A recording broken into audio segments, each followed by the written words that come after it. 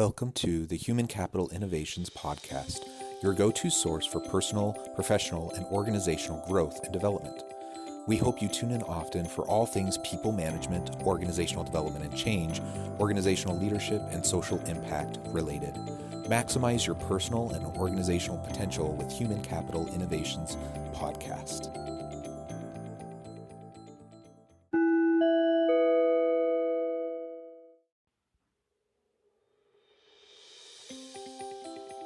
Welcome to the Human Capital Innovations Podcast. In this inspiring TED Talks HCI podcast episode, I explore Mark Mueller-Eberstein's 2012 TEDx talk, Lead and Be the Change.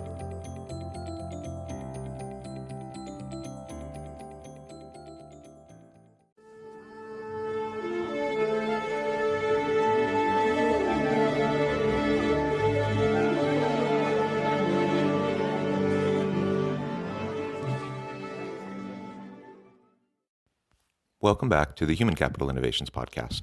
It's great to be with you again today for this inspiring TED Talks HCI podcast episode, where I'll be exploring Mark Mueller-Eberstein's 2012 TEDx talk, Lead and Be the Change. Professor Mark Mueller-Eberstein is an internationally acclaimed business leader, entrepreneur, consultant, researcher, best-selling author, and teaches at Rutgers University Center for Management Development. Mark explores the dynamic between the human and technical factors that positively impact business operations and how businesses can leverage key technology trends. In this episode, he'll be talking more specifically about change, why we resist change, and how we can get past that to lead change around us. Thanks for joining me, and I'll catch you on the flip side of this first clip.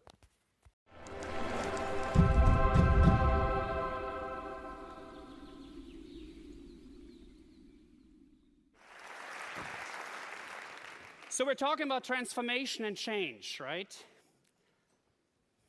And there's a lot of change around us. Technology is changing, societies are changing, our personal lives are changing. So the only constant in life is really change.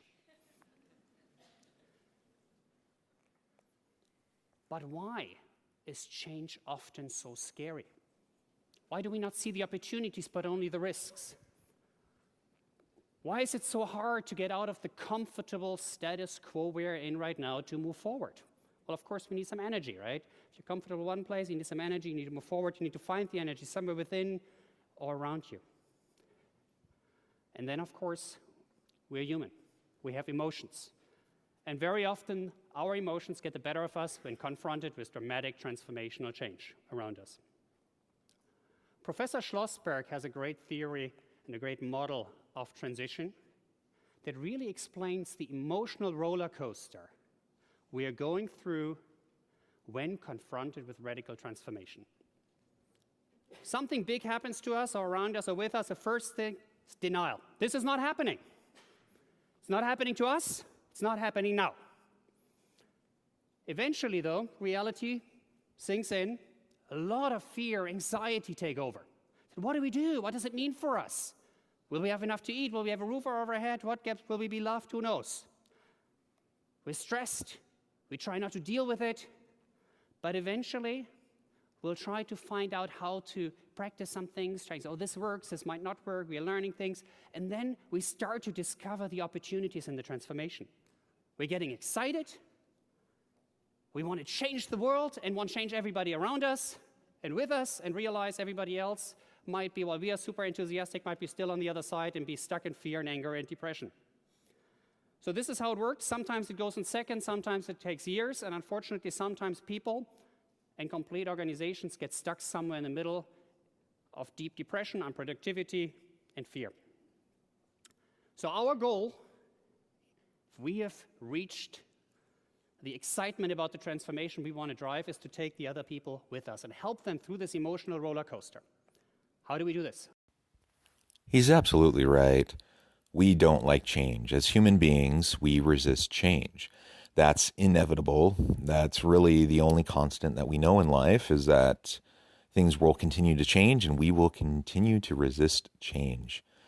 When we're in the status quo, going to our normal business, our daily lives, it takes some sort of push to get us out of that inertia, to get us to move in a different direction. And couple that need for some form of energy to push us in a new direction with the natural emotional resistance that we have to change. And it's no wonder that so often change initiatives fail, in large part due to a lack of buy-in from across the organization, from across members of the team, and because people just have too much emotional resistance to change.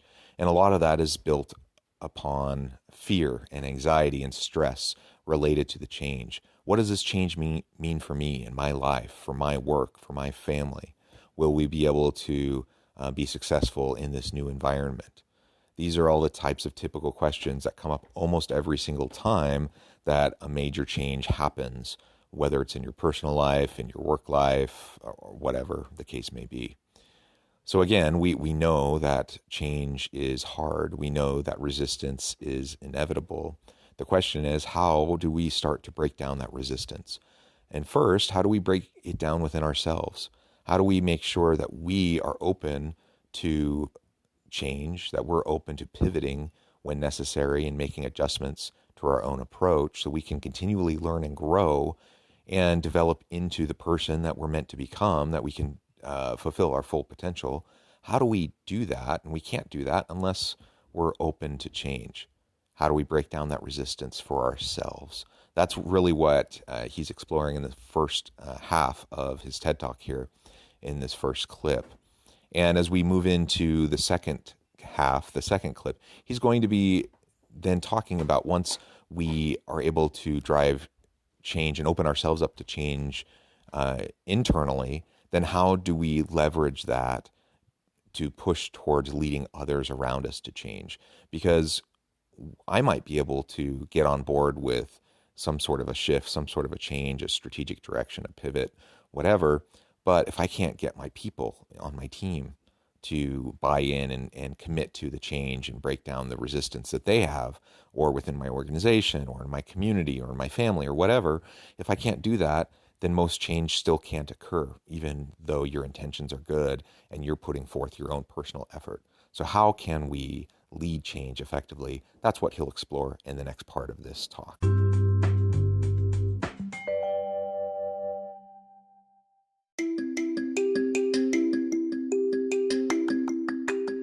I'm excited to announce the publication of my new book from HCI Press, Bluer Than Indigo Leadership: The Journey of Becoming a Truly Remarkable Leader.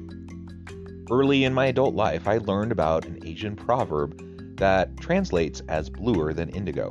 If you think about the color indigo, it is a brilliant, deep, and vibrant blue, what some would call the bluest of blues. To have something that is bluer than indigo is rare and truly remarkable. Contrary to popular myth, there is no one-size-fits-all or cookie-cutter approach to effective leadership. There's no silver bullet, no secret sauce, no go-to model that will solve all of our problems. The truth is, great leaders have all had their unique strengths and flaws, and have all had to discover and then pave their own distinctive path in their life's journey to fulfill their leadership potential. Bluer Than Indigo Leadership will help you discover your own path and explore those ordinary, everyday actions that will help you respond to an uncertain future and produce extraordinary results for individuals, teams, and organizations.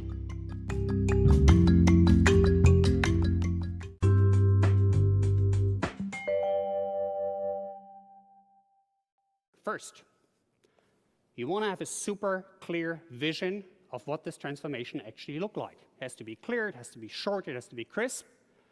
And by the way, 80% of all change management projects fail because they don't have a good vision. So if you get one thing right, this has a huge opportunity. Second, be clear on the impact. Of course, the negative impact if you don't move, or the people around you don't move, the organizations don't move.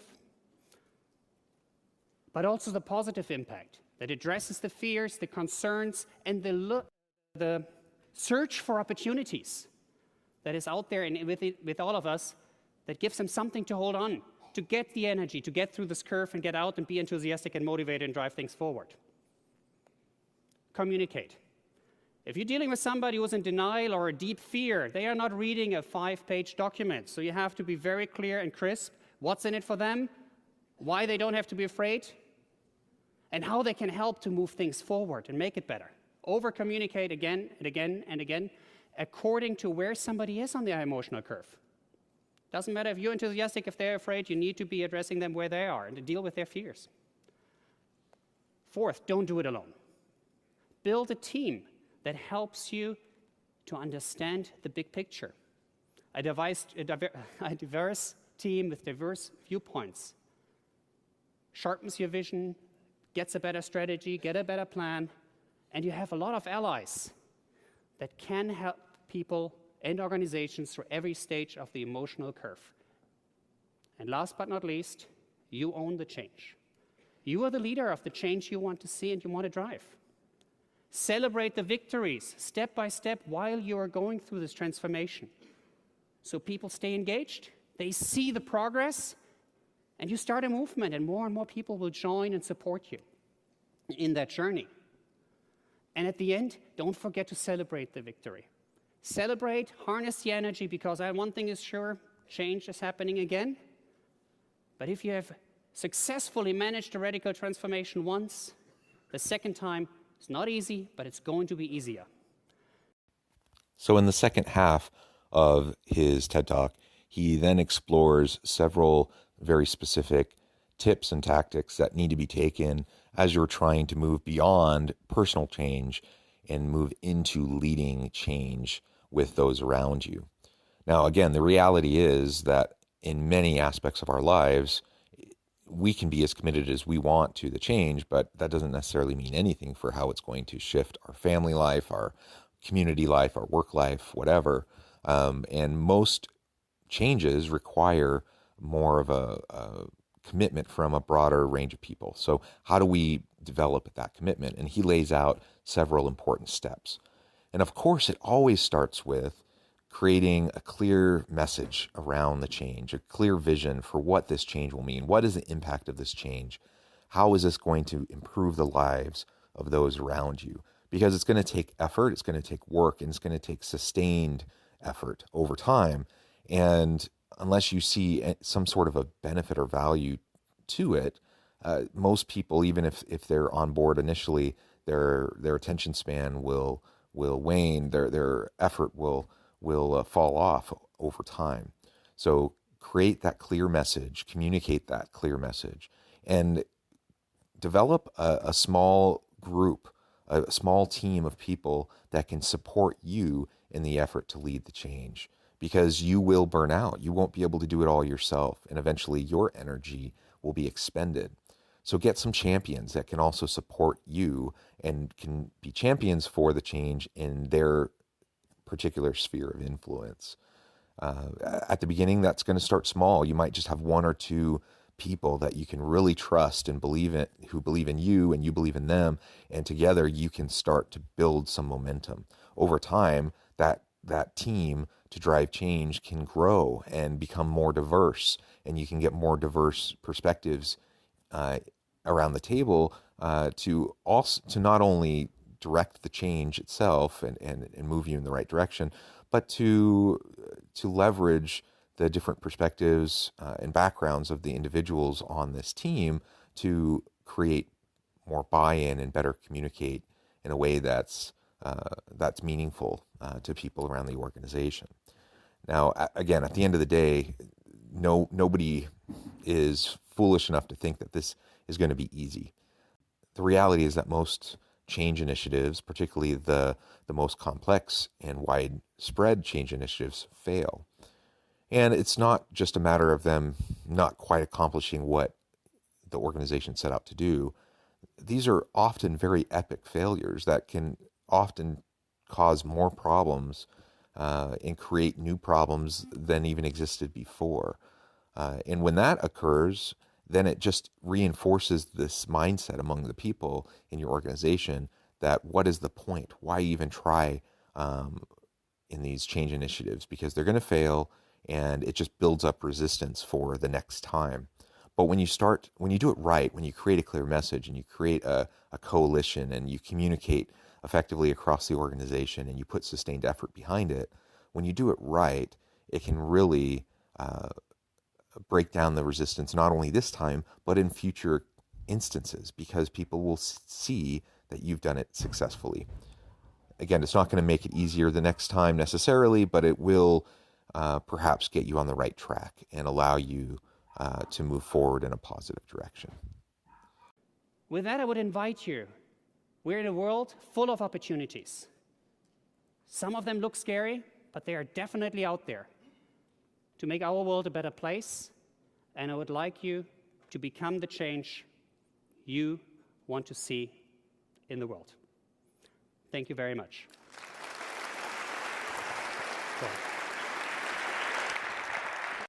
I really appreciate anytime I come across a good discussion on change and managing and leading change, because I think this, as he says at the very beginning of his talk, it's inevitable. Like we have change in our lives each and every day. And the only people who don't change are those who become complacent and stagnant and stop growing and learning. And that's not what successful organizations look like. And in my mind, that's not what a life well lived looks like. So I think we all need to be striving for growth, and growth means change. Thank you for joining me for this episode of the Human Capital Innovations Podcast. As always, I hope you stay healthy and safe, that you can find meaning and purpose at work each and every day, and I hope you have a great week.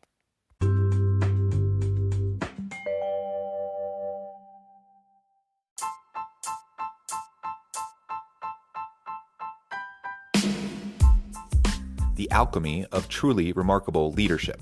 Ordinary, everyday actions that produce extraordinary results. Consider how the nature of work has shifted over the past 50 years.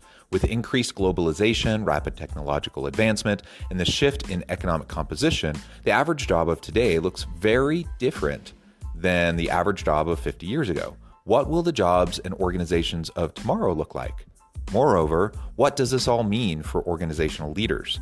What are the core competencies and capabilities of organizations and their leadership that are prepared for continued disruption and geopolitical and socioeconomic shifts? Regardless of what the future holds, increasingly, leaders need to be socially minded, data-driven, decisive, champions of talent, and disruptors of the traditional notions of leadership, teams, organizations, and work. The alchemy of truly remarkable leadership will help you to explore your own leadership competencies and capabilities and consider ways to apply and implement them into your workplace and personal life.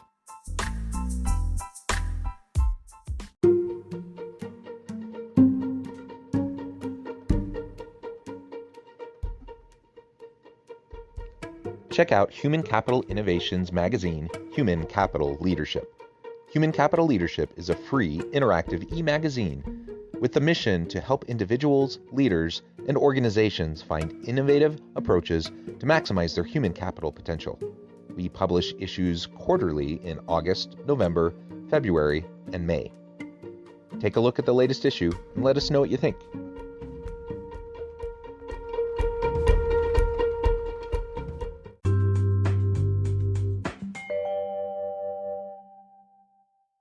Thanks again for joining us for this episode of the Human Capital Innovations Podcast.